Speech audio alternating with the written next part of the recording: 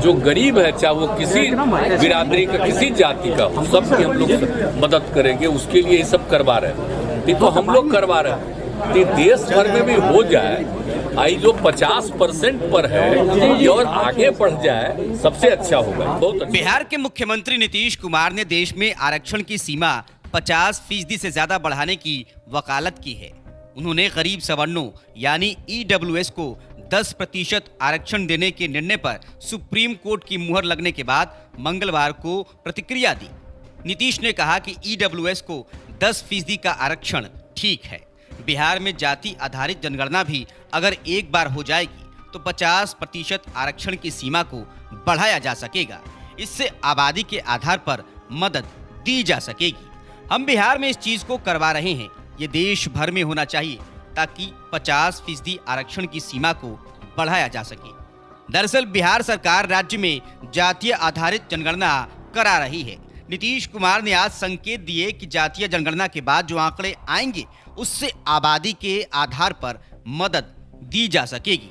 यानी एक प्रकार से आबादी के अनुरूप आरक्षण के प्रावधानों को लागू करने की ओर सीएम नीतीश ने संकेत दिए हैं। फिलहाल देश में आरक्षण की सीमा 50% थी, लेकिन अब 10% EWS आरक्षण लागू होने से ये सीमा बढ़ गई है।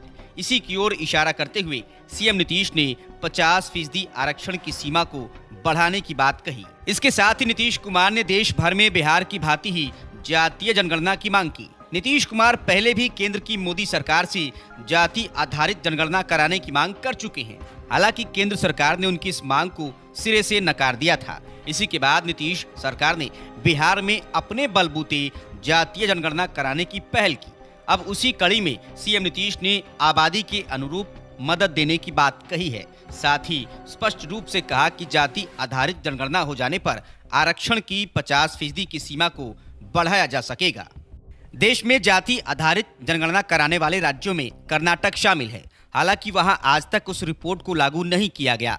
अब बिहार में उसी अनुरूप जाति आधारित जनगणना हो रही है। ऐसे में ये अहम मुद्दा होगा कि इससे जो आंकड़े सामने आएंगे उससे अलग अलग जातियों के लिए आरक्षण की सीमा को किस प्रकार बढ़ाया जाएगा। साथ ही आरक्षण की सीमा 50% से अधिक कहां तक जाती है, ये भी देखना अहम होगा।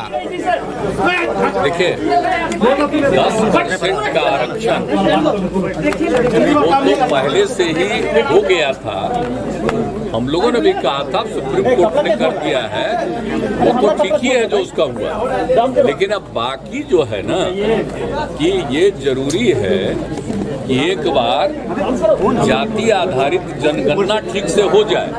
और दूसरी बात है कि जो आरक्षण का है ना, तो जो लिमिटेड है 50%, अब उसमें शेड्यूल कास्ट और शेड्यूल ट्राइब, उनको तो हम लोग जो उनकी आबादी है उसके हिसाब से करते हैं।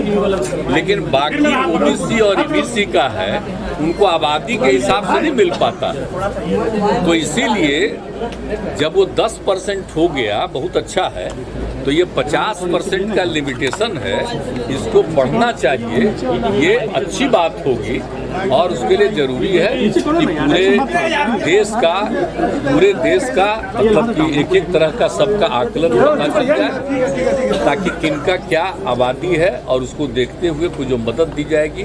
तो इसीलिए तो हम लोग शुरू से कह रहे हैं कि भाई होना चाहिए। हम लोग तो बिहार में कर रहे हैं, जाति आधारित जनगणना की मांग थी, वो वहीं की अपना क्या राज्य करे, तो हम लोग तो राज्य में कर ही रहे हैं जाति आधारित गणना। तो एक एक चीज़ की जानकारी होगी और उसके लिए लोगों का और हर का आर्थिक स्थिति भी, कोई भी कम्युनिटी का होगा, सबका देख करके उनको और बढ़िया करने के लिए, उनकी स्थिति को सुधार करने के लिए ही हम लोगों ने सोच लिया कि सबकी आर्थिक स्थिति को भी हम लोग देख